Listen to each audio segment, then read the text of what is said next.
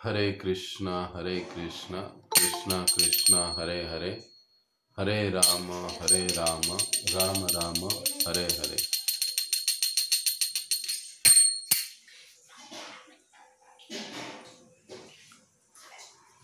जय राधा माधव कुंज बिहारी,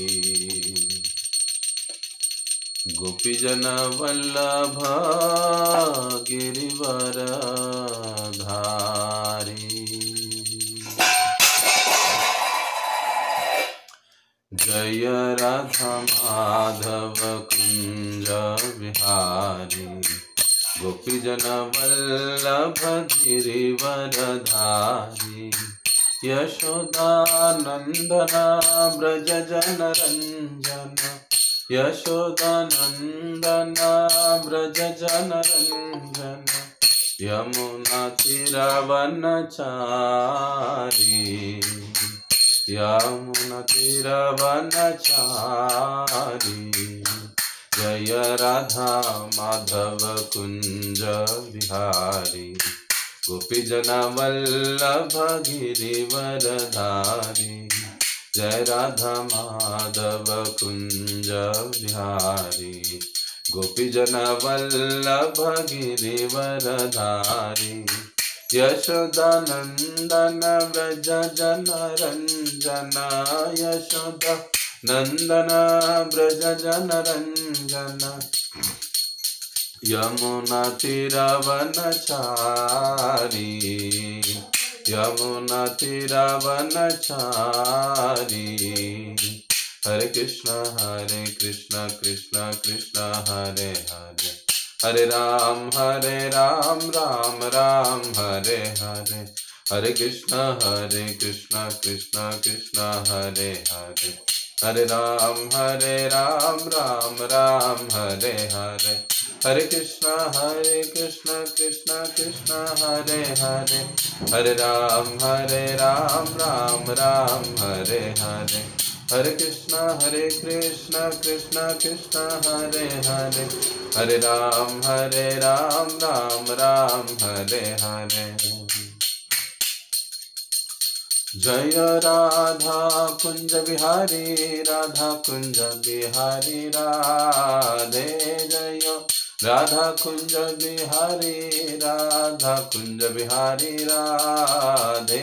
जय राधा कृष्ण चंद्र, राधा कृष्ण चंद्र राधे।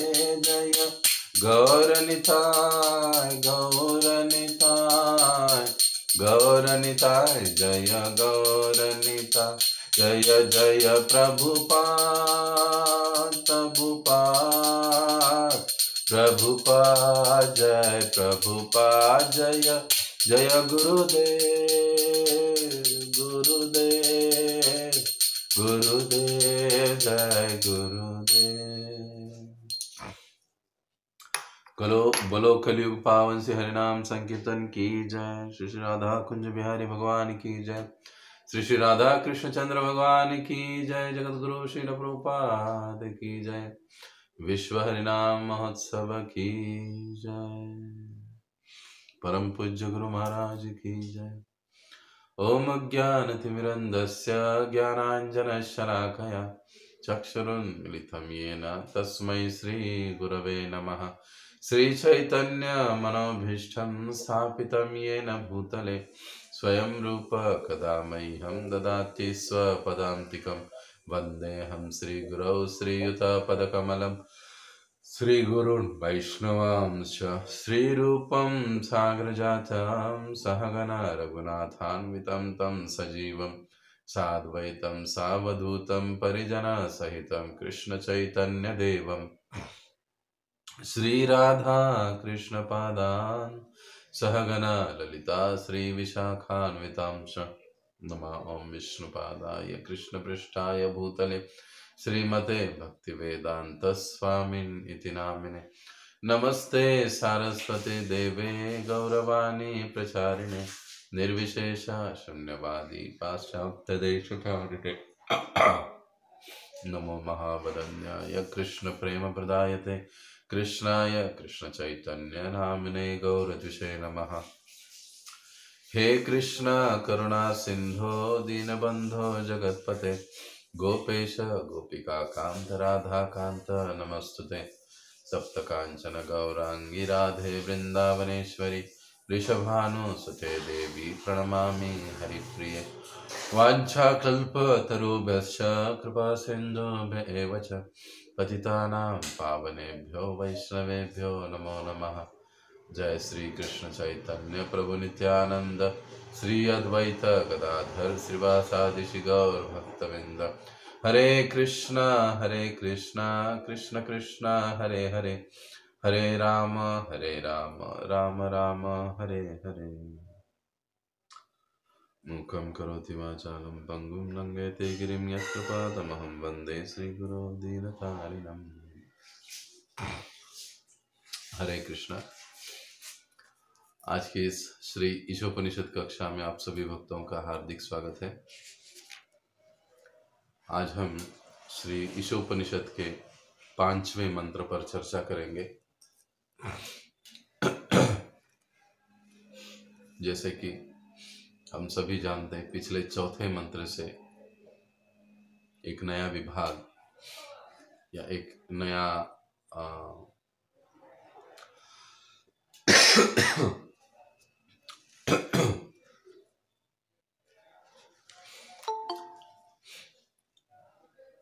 दृष्टिकोण आरंभ हो चुका है। जैसे ये मंत्र संख्या 4, 5, 6 ये महाभागवत की दृष्टि कैसे होती है ये हमें समझाते हैं। अब पिछले चौथे मंत्र में हमने देखा कि कैसे महाभागवत भगवान की शक्तियों को देखता है, शक्तियों को समझता है, उसके बारे में उसका दृष्टिकोण क्या होता है एक महाभागवत का, इस पर हमने चर्चा की। उसके बाद भगवान को कैसे जाना जा सकता है, भगवान को जानने की सटीक विधि कैसी है, कौन सी है। तो इसमें एक रिवीजन के रूप में कि एक साधक को जिस प्रकार से हमने कहा कि गंभीर होना चाहिए और उसी के साथ साथ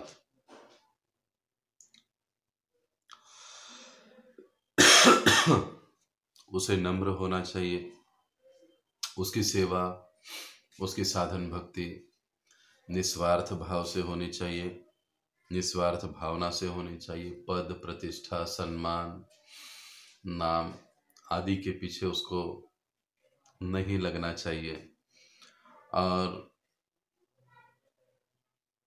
आत्म कल्याण या केवल कृष्ण सेवा या अन्य जीवों का कल्याण, यही उसका उद्देश्य होना चाहिए। उसके जीवन का, उसके कार्यों का, उसके सेवाओं का। ये हमने 3 महत्वपूर्ण गुण देखे थे पिछली बार कि कैसे हम सहज ही भगवान को जान सकते हैं, समझ सकते हैं, देख सकते हैं, प्राप्त कर सकते हैं। उसके लिए प्रधान ये 3 गुण हमें विकसित करना अति आवश्यक है। और अंतिम तीसरा कि उसे निर्भय होना चाहिए, अर्थात यह निर्भयता, जैसे प्रभुपाद जी कहते हैं, माया से तो भक्त निर्भय होता ही है, क्योंकि भक्त भगवान की अंतरंगा शक्ति श्रीमती राधा रानी के सीधे संपर्क में होता है। परंतु इसका मतलब ये कतई नहीं होता है कि भक्त माया से खेले। आज सवेरे मैंने ग्रुप में एक बहुत सुंदर एक कविता ही थी जो परम पूज्य भक्ति विकास स्वामी महाराज जी ने लिखा हुआ था, I am a senior devotee.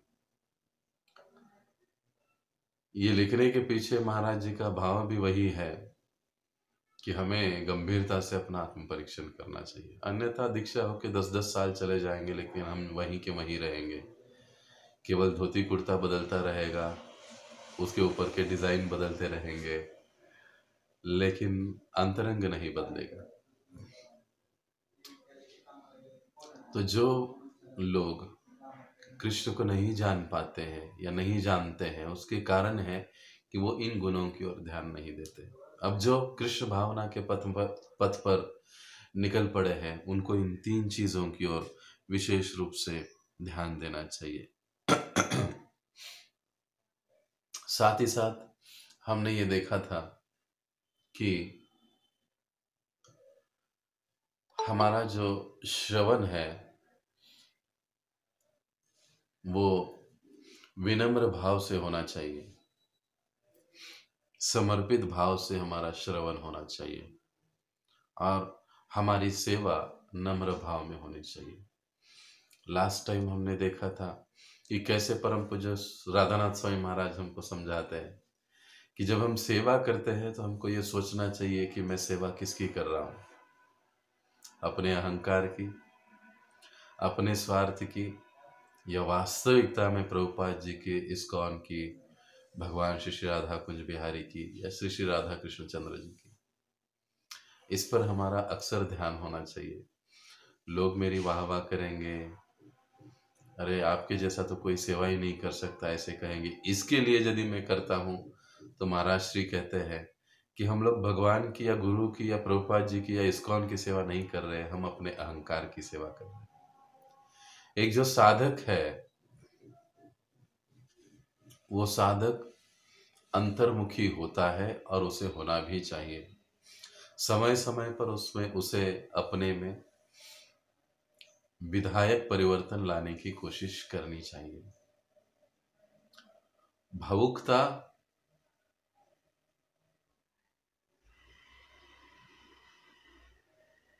को वैसे देखा जाए तो गंभीर साधना में कोई स्थान नहीं है। मेरे मन को ऐसे लगता है इसके लिए मैं ऐसे कर रहा हूँ, मेरे मन को ऐसे लगता है मैं उधर जा रहा हूँ, मुझे ऐसे लगता है कि मुझे एक नहीं। गुरु, साधु और शास्त्र इसके अनुसार कठोर अनुशासन के साथ हमको अपनी साधन भक्ति को आगे बढ़ाना चाहिए। तभी और तभी हम जो चौथे श्लोक में हम मंत्र में हमको बताया गया कि हम भगवान को जान सकते हैं। अब यहाँ तक ये विषय संपन्न हुआ कि हम भगवान को कैसे जान सकते हैं, जानने की विधि क्या है। अब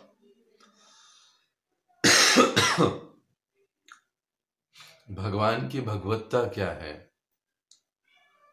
भगवान के कार्यकलाप कैसे होते हैं, और एक महाभागवत की दृष्टि से उसे हमें कैसे समझना चाहिए, या इसके प्रति महाभागवत का दृष्टिकोण कैसे होता है, इसी विषय को थोड़ा और आगे ले जाया जा रहा है इस 5वें मंत्र में। देखिए, ये ईशोपनिषद ऐसा ग्रंथ है कि जिस ग्रंथ के माध्यम से अंत में 18वें श्लोक तक जब हम पहुंच जाएंगे तो हम साक्षात भगवान श्री हरि, भगवान श्री कृष्ण का दर्शन कर सकते हैं। ये स्टेप बाय स्टेप, जैसे हम भक्ति रसामृत सिंधु पढ़े, अध्ययन किया हमने, स्टेप बाय स्टेप जिस प्रकार से रूप गोस्वामी हमें शुद्ध भक्ति की ओर ले जाते हैं, उसी प्रकार से यह जो ईशोपनिषद ग्रंथ है स्टेप बाय स्टेप हमें भगवान के साक्षात्कार की ओर ले जाता है कि हमारा दृष्टिकोण क्या नहीं होना चाहिए और क्या होना चाहिए। इस पर अब इस मंत्र में चर्चा हो रही है। तो आइए हम हमेशा की तरह इस मंत्र को पठन करेंगे, पढ़ेंगे। आशा करता हूँ आप सभी के सामने श्री ईशोपनिषद होगा, तो आप इस 5वें मंत्र को देखिए और अपने अपने स्थान पर दोहराइए। जो अच्छे से दोहरा सकते हैं, गा सकते हैं, कृपया अपना माइक अनम्यूट करके मेरे पीछे दोहरा सकते हैं। तद्दे जति तन्ने जति,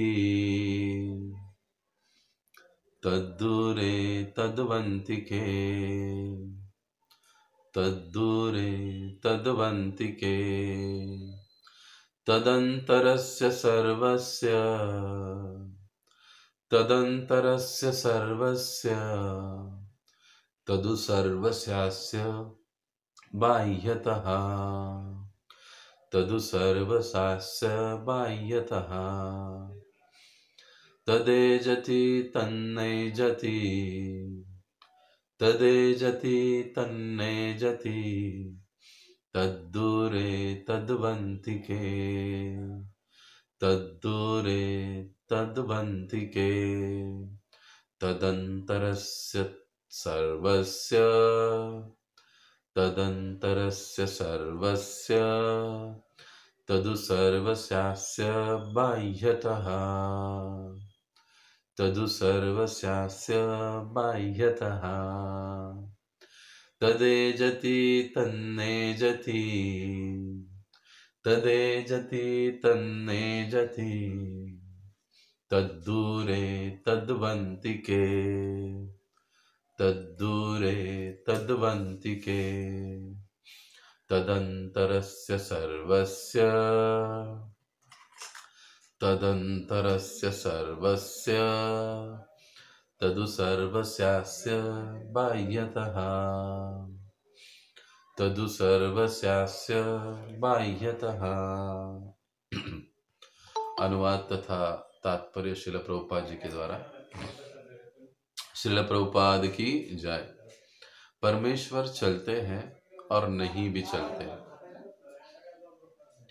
वे बहुत दूर है लेकिन अत्यंत निकट भी है।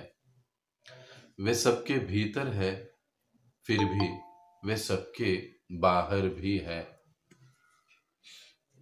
फिर से एक बार अनुवाद हम पढ़ते हैं। परमेश्वर चलते हैं और नहीं भी चलते, वे बहुत दूर है लेकिन अत्यंत निकट भी है। वे सबके भीतर है, फिर भी वे सबके बाहर भी है। तो देखिए, यह जो मंत्र है तद्देजति, तत् एजति, एजति का मतलब होता है चलना। तत् एजति, वे चलते हैं। वे मतलब कौन? भगवान। तन्नः, अब क्या है? एजति।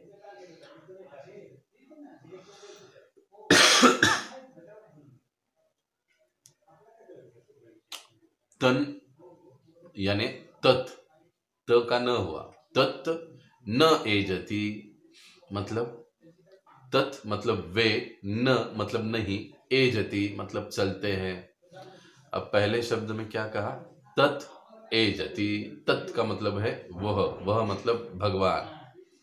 एजति चलते हैं, तत् न एजति वे नहीं चलते, नहीं भी चलते हैं।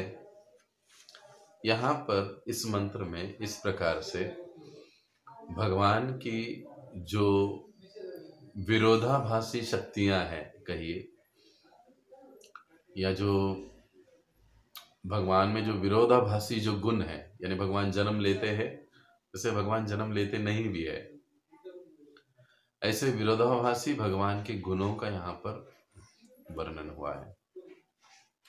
ये भगवान के विरोधाभासी गुण देखकर कई बार हम लोग भ्रमित हो जाते हैं। हम लोग ही क्या, बड़े बड़े कभी कभी तत्वज्ञानी भी भ्रमित हो जाते हैं और वे अलग अलग प्रकार का अपना मत बना लेते हैं। लेकिन एक महाभागवत, एक भक्त, वो भगवान के इन विरोधाभासी गुणों की ओर कैसे देखता है, इसको हम इस मंत्र में समझने की कोशिश करेंगे। तो तात्पर्य श्रील प्रभुपाद जी के द्वारा। श्रील प्रभुपाद की जय। यहाँ पर भगवान के कुछ दिव्य कार्यकलापों का वर्णन किया गया है जो उनकी अचिंत्य शक्तियों द्वारा संपन्न होते हैं। यहाँ पर दिए गए विरोधाभासी कथन भगवान की अचिंत्य शक्तियां सिद्ध करते हैं। वे चलते हैं और नहीं भी चलते। साधारणतया यदि कोई चल सकता है तो यह कहना कि वह नहीं चल सकता तर्क विरुद्ध होगा, किंतु भगवान के संदर्भ में ऐसा विरोधी कथन मात्र उनकी अचिंत्य शक्तियों को इंगित करने का कार्य करता है।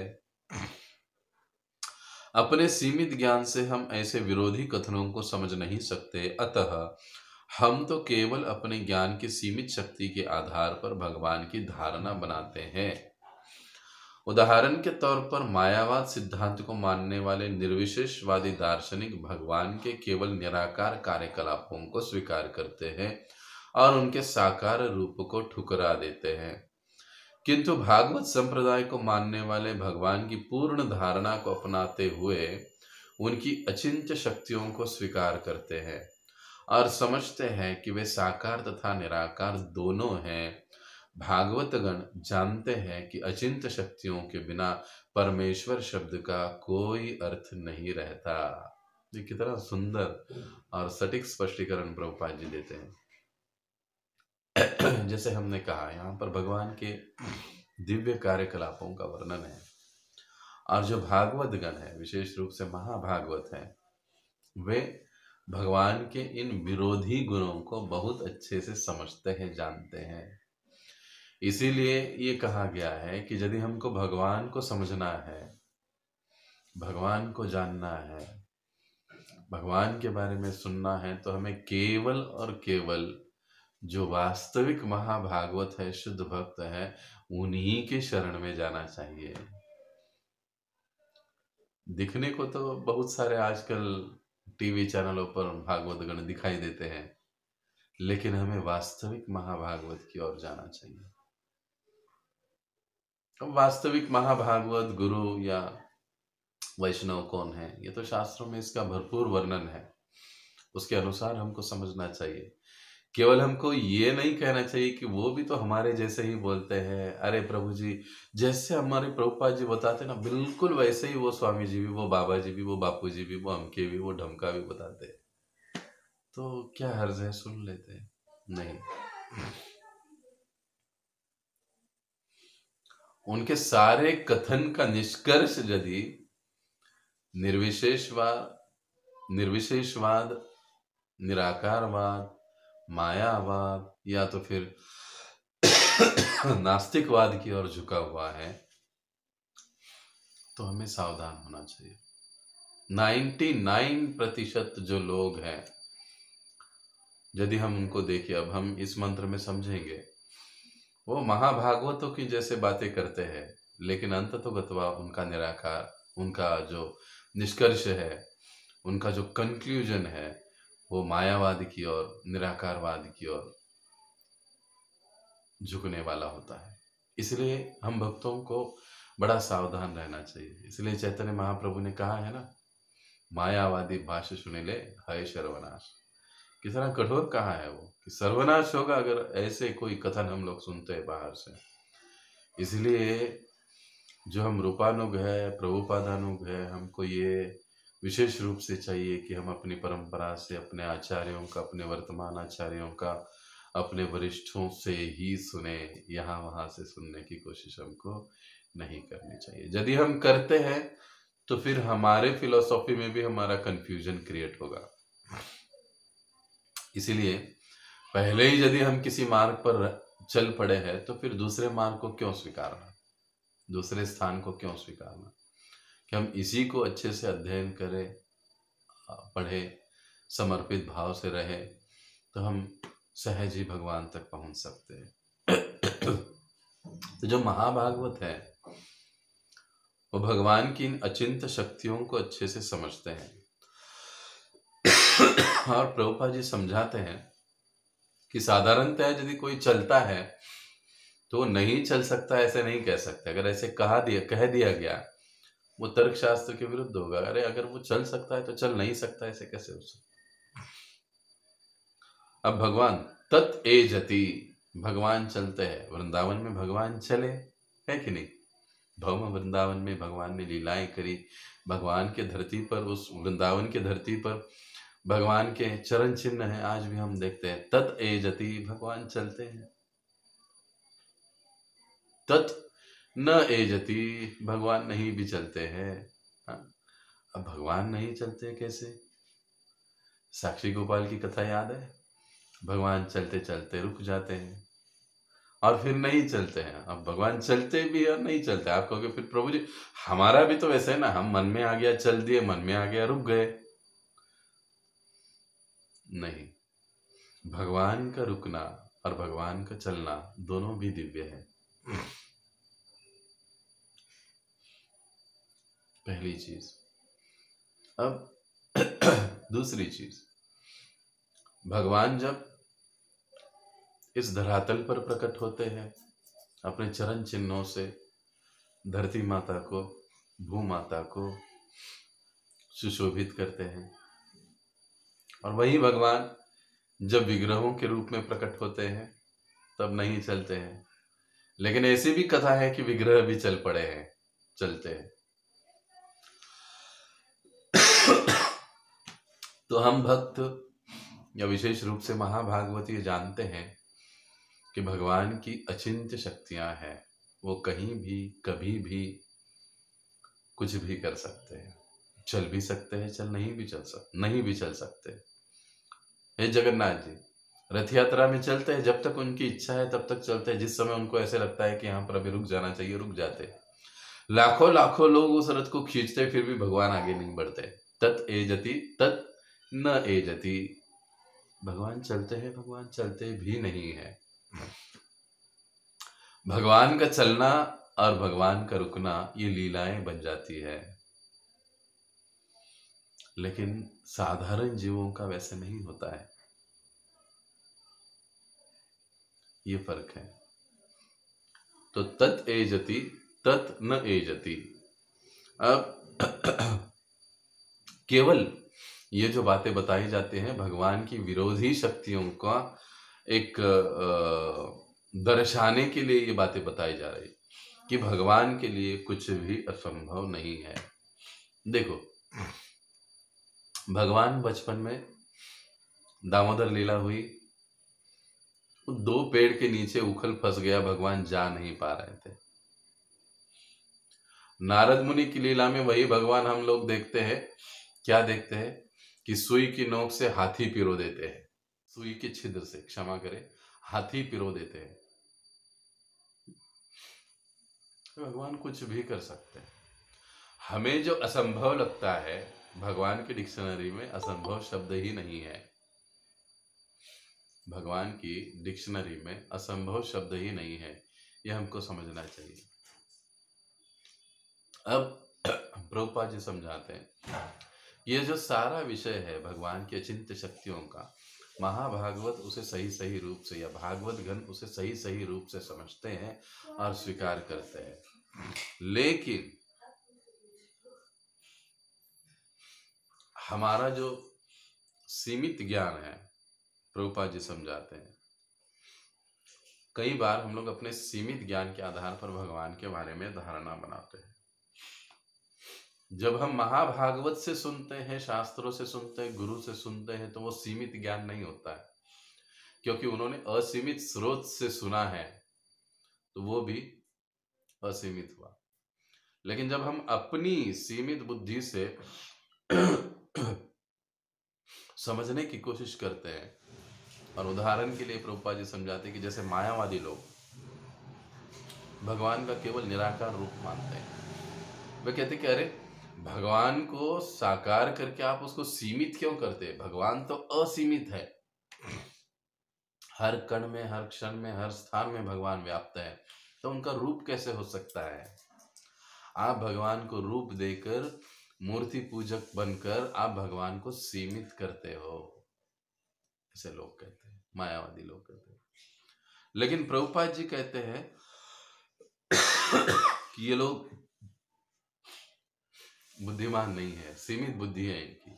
लेकिन जो भागवत गण है, भागवत संप्रदाय को, यानी हम लोग जो मानते हैं, समझते हैं, जानते हैं, वो ये जानते हैं कि भगवान साकार भी है और भगवान निराकार भी है। साकार से निराकार प्रकट होता है, साकार से निराकार प्रकट होता है। लेकिन प्राय हम महाराष्ट्र में देखते हैं कि कहा जाता है कि निराकारातुन साकार प्रकट ले, निराकार से साकार आया है। आप इस भौतिक जगत में मुझे एक भी उदाहरण दिखाइए कि जो निराकार से साकार आया है कोई ऐसे उदाहरण? देखिए मेरे ऊपर और मेरे साइड में बल्ब जल रहा है,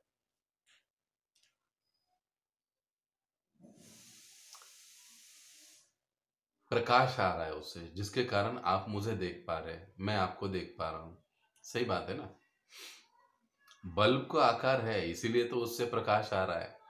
अगर बल्ब को आकार ही नहीं होता तो प्रकाश कहां से आता, किरणें कहां से आती, सूर्य ही नहीं होता तो किरणें हैं और सूर्य नहीं है, ऐसे हो सकता है कभी? इसलिए हमने कहा कि इस जगत में आप एक भी चीज ऐसी बताइए कि जो सिद्ध करती है, साबित करती है कि निराकार से साकार आया है। इसलिए भागवत संप्रदाय इस बात को समझाते हैं कि भाई निराकार से साकार नहीं आता है, ना साकार से निराकार प्रकट होता है। ब्रह्मणो ही प्रतिष्ठा हम, जो ब्रह्म है वो जो ब्रह्म ज्योति है वो मेरे अंग की कांति है, मुझसे प्रकट होती है भगवान का। जो भगवान मुझसे कहते हैं इसका मतलब भगवान का अपना रूप है, दिव्य शरीर है, उसके साथ भगवान ये बात कर रहे हैं। तो जो भागवत गण है वो इस बात को अच्छे से समझते हैं कि भगवान साकार भी है और निराकार भी है, लेकिन अंततो गत्वा मूलतः भगवान साकार है। उनके जितने सारे निराकारत्व के जो बातें हैं वो उन्हीं से प्रकट होती है। और अगर भगवान में ऐसे विरोधाभासी तत्व या शक्तियां नहीं होगी तो फिर परमेश्वर शब्द को क्या अर्थ रह गया। श्री यही सिद्धांत देखिए प्रभुपाद जी हमको उपदेशामृत में भी समझाते हैं कि हमारे अनुभव के अंदर का और हमारे अनुभव के बाहर की सारी चीजें जिसमें विद्यमान है उसे ही भगवान या परमेश्वर कहा जा सकता है। यदि हमारे अनुभव के अंदर का ही भगवान में विद्यमान है, गुण है, और अनुभव के बाहर का नहीं है, तो फिर उसको हम पूर्ण कैसे कह सकते हैं। उसे हम पूर्ण नहीं कह सकते, उसे हम परमेश्वर नहीं कह सकते, उसमें कुछ कमी है। इसलिए यहां पर कहा गया है कि अचिंत्य शक्तियों के बिना परमेश्वर शब्द का कोई अर्थ नहीं रहता। ऐसे अचिंत्य गुण कार्यकलाप भगवान के होने ही है और होते ही है। अब आगे हमें यह नहीं मान बैठना चाहिए कि चूंकि हम ईश्वर को अपनी आंखों से नहीं देख सकते अतएव भगवान साकार नहीं है। अब जो जो चीजें साकार है उसको हम आंखों से देख सकते हैं। एक तर्क मायावादी या निराकारवादी ये भी देते हैं हमको कि चलो आप बोलते हो भगवान साकार है, दिखाओ भगवान कहां पर है। क्योंकि तुम भगवान दिखा नहीं सकते हैं, आंखों से हम भगवान को देख नहीं सकते हैं, तो फिर भगवान साकार कहाँ है। भगवान तो निराकार ही है।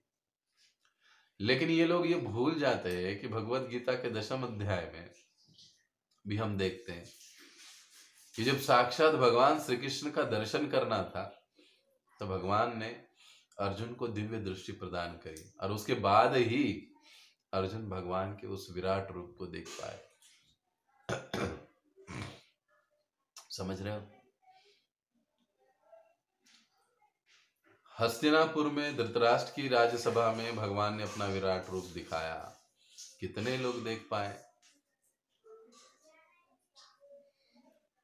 केवल भीष्म जी देख पाए, विदुर जी देख पाए, बाकी कोई नहीं देख पाया। कहने का तात्पर्य यह है कि भगवान को हम अपनी इन आंखों से देख सकते हैं, बशर्ते कि पहले हमें उसके लिए अपनी योग्यता विकसित करनी पड़ेगी। श्री ईशोपनिषद यह घोषणा करके इस तर्क का खंडन करता है कि भगवान बहुत दूर है लेकिन अत्यंत निकट भी है। अब ये दूसरा पॉइंट आ गया। तत् एजति हो गया, तत् न एजति हो गया, अब तत् दूरे, वह बहुत दूर है। वह मतलब भगवान, तत् भगवान की ओर इशारा है, तत् दूरे बहुत दूर है। भगवान बहुत बहुत दूर है, लाखों करोड़ों अनंत करोड़ों मील भगवान यहां से दूर है, अपने गोलोक धाम में बैठे हुए हैं, अपनी लीलाओं में रममान है। तद अंतिके, तद अंतिके, अंतिके मतलब नजदीक, अत्यंत निकट। प्रभुपाद जी उसका अनुवाद देते। अंतिके, तत् अंतिके, तत् मतलब वो सबसे नजदीक भी है। सबसे नजदीक, नजदीक का क्या मतलब हुआ। हर जीव के हृदय में परमात्मा रूप में भगवान विद्यमान है। हमारे जन्मदाता माता पिता भी जितने हमारे नजदीक नहीं हैं, उनसे भी अधिक नजदीक हमारे लिए भगवान हैं, क्योंकि वे हमारे हृदय में ही निवास करते हैं परमात्मा रूप में। चाहे हम किसी भी योनि में चले जाए, इसके बाद चाहे मैं कुत्ता बन जाऊं, सुअर बन जाऊं, लेकिन फिर भी वे दयालु भगवान परमात्मा रूप में मेरे साथ ही रहेंगे। ये वास्तविक प्रेम है भगवान का। इस भौतिक जगत के माता पिता तो संगोपन करते हैं, कुछ समय रुकते हैं, बात बन जाती है, बिगड़ जाती है, बेटा दूर चला जाता है, बच्चे दूर चले जाते हैं, माँ बाप दूर हो जाते हैं, बहुत सी बातें होती है। लेकिन भगवान जीव का साथ कभी नहीं छोड़ते हैं। इसलिए सबसे निकट जीव के यदि कोई है, हमारा सबसे निकट का रिश्तेदार यदि कोई है, तो वो केवल और केवल भगवान श्री कृष्ण ही है। इसको हम साधक भक्तों को अच्छे से समझ लेना चाहिए। तभी और तभी हम लोग कृष्ण भावना में आगे बढ़ सकते हैं कि मेरा इस दुनिया में दूसरा कोई नहीं है, एकमात्र भगवान और भगवान के भक्तों के सिवा मेरा देखने वाला और कोई नहीं है। इस भक्त भले ही सब हमारे रिलेटिव क्यों ना हो हमारे आसपास, लेकिन एक साधक की भावना, गंभीर भावना उसकी ऐसी होनी चाहिए कि भगवान के सिवा, भगवान के भक्तों के सिवाय मेरा और दूसरा इस दुनिया में वास्तविक हितैषी कोई भी नहीं है। और ये उतना ही सत्य है। इसलिए कहा जाता है कि भगवान जीव के सबसे निकट है। भगवान का धाम भौतिक आकाश से परे है और हमारे पास इस भौतिक आकाश को भी मापने का साधन उपलब्ध नहीं है। यदि भौतिक आकाश ही इतना दूर तक विस्तृत है, तो फिर आध्यात्मिक आकाश के विषय में क्या कहा जा सकता है। ठीक है, कितना सीधा सरल तर्क के माध्यम से भी सरल भाषा में प्रभुपाद जी समझाते हैं कि अरे इस भौतिक जगत के आकाश को हम नहीं नाप सकते हैं, तो आध्यात्मिक जगत को हम क्या समझेंगे, क्या जानेंगे, क्या नापेंगे, कैसे जाएंगे वहां तक। जो इससे सर्वथा परे है। आध्यात्मिक आकाश परव्यम भौतिक ब्रह्मांड से अति दूर स्थित होने की पुष्टि भगवत गीता के 15.16 नंबर के श्लोक में की गई है।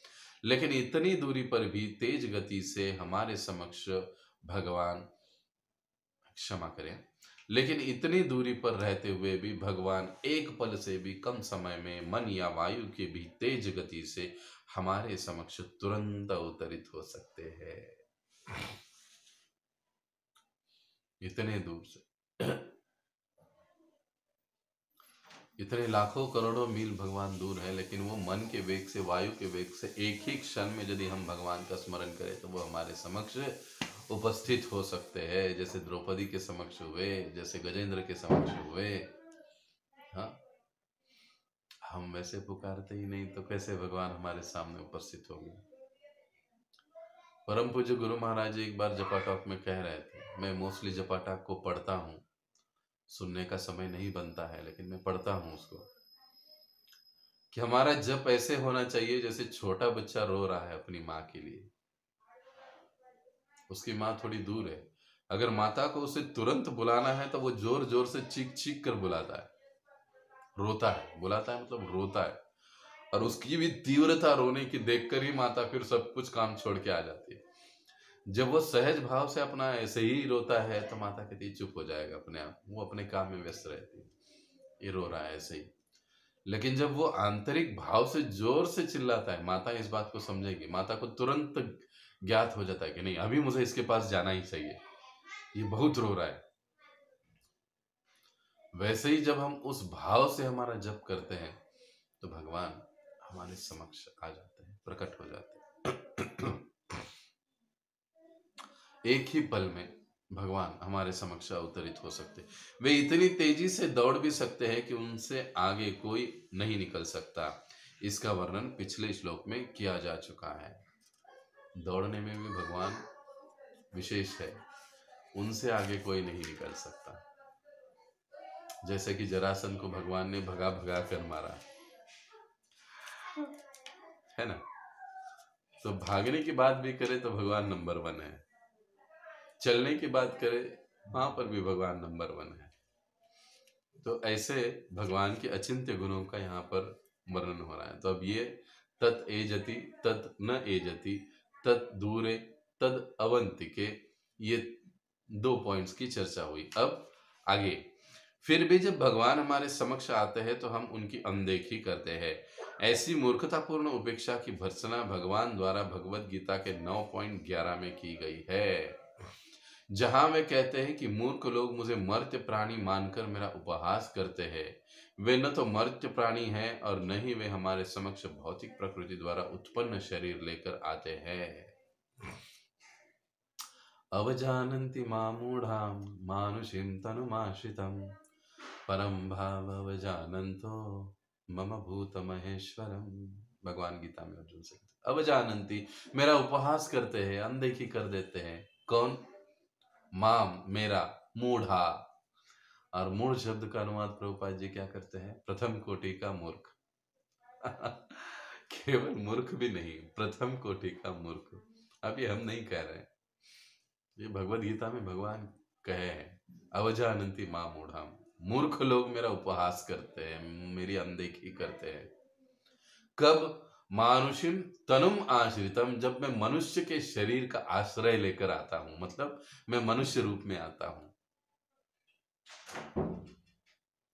परम भाव, मेरा जो परम भाव है, मेरी जो भगवत्ता है, मेरी जो परम सत्यता है, परम भाव अवजानन्तो, मेरा जो परम मतलब सर्वश्रेष्ठता है, अवजानन्तो नहीं जानता है, मेरे परम स्तर को, सर्वश्रेष्ठ स्तर को वो नहीं जानता है। अवजानन्तो मतलब नहीं, अव मतलब नहीं, जानन्तो मतलब जानता, नहीं जानता। किस चीज को?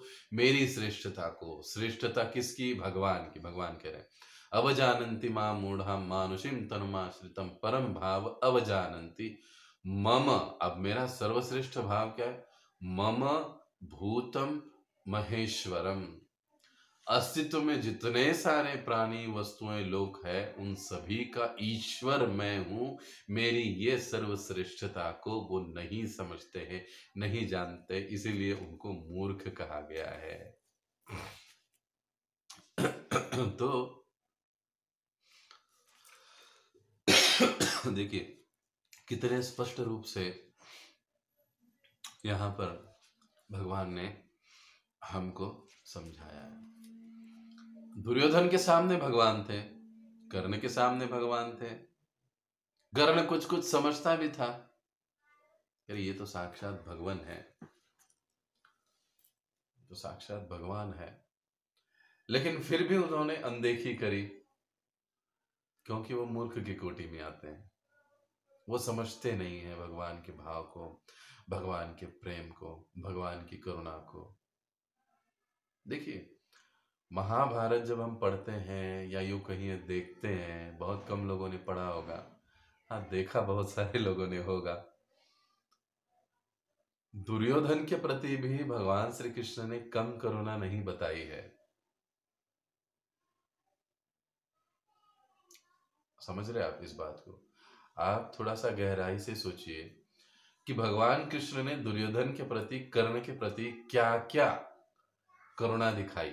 आप ऐसे सोचिए, उल्टा सोचिए। प्राय हम ऐसे सोचते हैं कि अरे भगवान तो समदर्शी है, फिर दुर्योधन कर्ण आदियों के साथ उन्होंने इतना पक्षपात क्यों किया? हमेशा अर्जुन को साथ लेकर चलते रहे, पांडवों को साथ लेकर चलते रहे। लेकिन थोड़ा उल्टा सोचिए कि भगवान ने दुर्योधन, धृतराष्ट्र, कर्ण आदियों पर क्या क्या करुणाएं दिखाई, लेकिन भगवान ने करुणा दिखाई, वे स्वीकार नहीं कर पाए।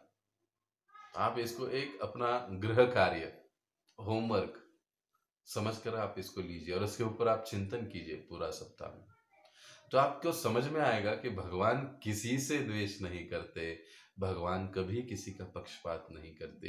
ये केवल हमारा दृष्टि दोष होता है, जो हम भगवान की लीलाओं में, भगवान की कार्यों में दोष देखते हैं।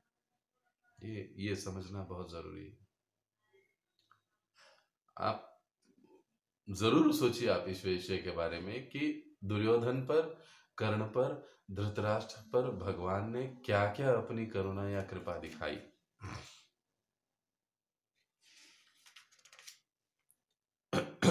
कैसे कैसे उन्हें मौके दिए संभलने के, और कैसे कैसे उन मौकों को उन्होंने अपने हाथ से गंवाया। आपको समझ में आएगा। बहुत सारे मौके दिए हैं कौरवों को भी भगवान ने, तभी जाकर युद्ध का निर्णय। ऐसे अनेक तथाकथित विद्वान हैं जिनका तर्क है कि भगवान सामान्य जीव की भांति पदार्थ से बना भौतिक प्रकृति द्वारा निर्मित शरीर लेकर अवतरित होते हैं। उनकी अचिंत्य शक्ति को न जानते हुए ऐसे मूर्ख लोग भगवान को सामान्य व्यक्ति जैसा मान बैठते हैं। अब भगवान का शरीर हम जैसे जो साधारण जीव है, जिनका शरीर माता और पिता के रज बीज के संयोग से बनता है, वैसे भगवान का शरीर नहीं है। भगवान का शरीर दिव्य है। कई बार लोग कहते हैं कि आप लोग ये दिव्य शब्द का उपयोग करके सारी बातें मार ले जाते हो, प्रॉब्लम ही आप लोग निकाल देते हो। हाँ, भगवान का शरीर दिव्य है, हमारा भौतिक है, और बस बात खत्म हो गई। लेकिन अब दूसरी चीज आप ये सोचिए कि कैसे हम समझ सकते हैं भगवान का शरीर दिव्य है। कितनी सारी लीलाएं हैं जो हमें ये दर्शाती हैं कि भगवान का शरीर कोई साधारण हम जैसा मांस हड्डियों से बना हुआ शरीर नहीं है। भगवान का जो शरीर है वो दिव्य है। इस भौतिक प्रकृति का कोई भी प्रभाव भगवान के शरीर पर नहीं होता है। इसलिए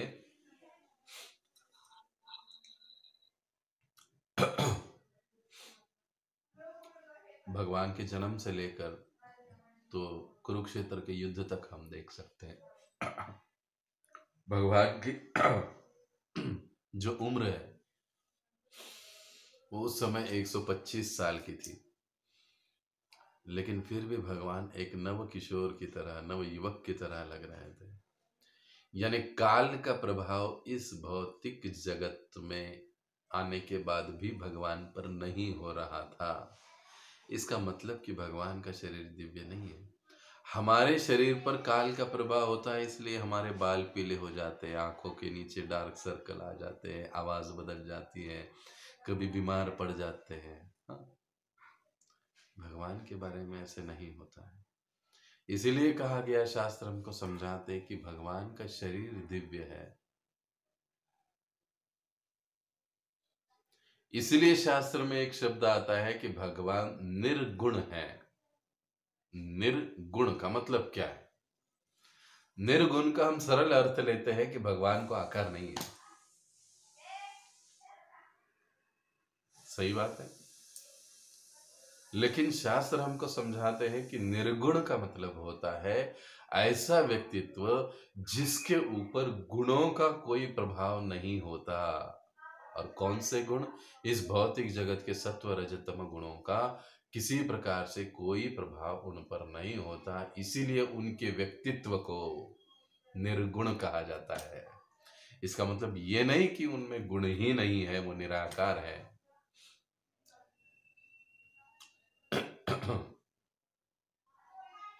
ये समझना, यहाँ पर देखिए, ये सारी चीजें हम किस समझ रहे हैं कैसे? ये भगवान को जानने की विधि ही चल रही है हमारी 4 श्लोक से 5वें श्लोक में, कि एक महाभागवत भगवान को कैसे देखता है, कैसे समझता है, भक्तों को कैसे देखता है, कैसे समझता है। अब भक्तों की ओर भी बारी आएगी जैसे जैसे हम इस मंत्र में आगे जाएंगे। अब ये भगवान की बातें चल रही है। ये हालांकि हमने कई बार इन बातों को सुना है ना, भगवान का शरीर दिव्य है वगैरह वगैरह, लेकिन सुनना और दिमाग में रहना और उसको वास्तविक रूप से अनुभव करना, ये बहुत अलग अलग बातें हैं। प्रवचन के लिए ये कहना बड़ा आसान है कि भगवान का शरीर दिव्य है, जैसे मैं कह रहा हूं, लेकिन भगवान का शरीर कैसे दिव्य है ये समझना और उसके ऊपर 100% विश्वास रखना, ये वास्तविक महाभागवत का गुण है। और जो इन चीजों को अपनाता है, इन बातों को, वही महाभागवत, वही साधक, क्षमा करे, वही साधक महाभागवत की पद की ओर अग्रसर होता है। हम लोग सालों सालों से भक्ति करते हैं, लेकिन जहाँ के तहाँ रहते हैं, उसमें रस नहीं आता है, निरस होने लगता है, या कुछ अनाप शनाप बातें सुनकर, देखकर, या कुछ घटनाएं देखकर होती है भक्तों के साथ, भक्तों के द्वारा, वगैरह वगैरह। उसको देखकर कई बार हम लोग डिस्टर्ब हो जाते हैं, निरस हो जाते हैं, लेकिन नहीं। एक महाभागवत का दृष्टिकोण इसके प्रति बड़ा ही उदार और सरल होता है, जिसके कारण वो निरंतर और निरंतर आध्यात्मिक जीवन में आगे ही बढ़ता जाता है। वो कभी रुकता नहीं, कभी थकता नहीं, कभी यू टर्न नहीं लेता, कभी इस पलड़े से उस पलड़े में जंप नहीं लगाता।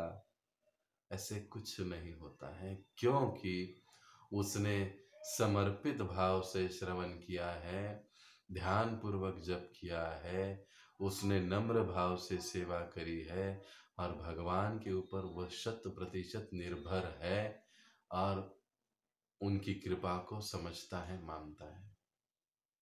जो साधक इन चीजों के प्रति सजग है, अपने जीवन में उतारता है, वो सहज ही महाभागवत की पद की ओर कहिए, या उस स्तर की ओर कहिए, अग्रसर हो जाता है। ये सिंपल सी बात है। उसी पर चर्चा बार बार हो रही है। आपको ऐसे लगेगा कि घुमा फिरा कर प्रभु जी वही बता रहे हैं, लेकिन नहीं। यहाँ पर जो चर्चाएं हो रही है, ये जो चर्चाएं चल रही है, इसका जो तात्पर्य प्रभुपाद जी दे रहे हैं, इन श्लोकों का, ये क्षमा करें, इन मंत्रों का तात्पर्य देने का कारण भी यही है। आज सवेरे मैंने प्रभुपाद जी का एक पोस्ट डाला था ग्रुप में कि अब हमें सारी सेवाएं, अब हमें ऐसे क्यों कहा है, दीक्षा हुई, गुरु आश्रय मिला, प्रभुपाद आश्रय तो पहले ही हो चुका है, सारी सुविधाएं मिली, अब हमें अपना कार्य गंभीरता पूर्वक करना होगा। अपना कार्य क्या है? एक साधक का पहला कार्य है जप 16 मालाओं का, दूसरा कार्य उसकी सेवा, भगवान के प्रति, गुरु के प्रति, प्रभुपाद के प्रति, इस्कॉन के प्रति उसकी प्रतिबद्धता, वो उसको अति गंभीरता से करना चाहिए। अब ये सब मिल गया, ये सब हो गया, उसके बाद उसको अति गंभीरता से करना चाहिए। और आगे प्रभुपाद जी क्या कहते हैं, तो फिर समस्याओं का कोई प्रभाव नहीं रहेगा, है ना। ऐसे कुछ वाक्य था प्रभुपाद जी का, मैं वो सेंटेंस भूल गया अभी। ये समझना भगवान की भगवत्ता को, और समझकर उस पर विश्वास रखना बहुत महत्वपूर्ण बात है। अचिंत्य शक्तियों से पूर्ण होने के कारण भगवान किसी भी माध्यम से हमारी सेवा स्वीकार कर सकते हैं, और वे अपनी विभिन्न शक्तियों को अपनी इच्छा अनुसार रूपांतरित कर सकते हैं। अब भगवान किसी भी माध्यम से हमारी सेवा स्वीकार कर सकते हैं, माध्यम कोई भी हो। हम भगवान को भोग लगाते हैं,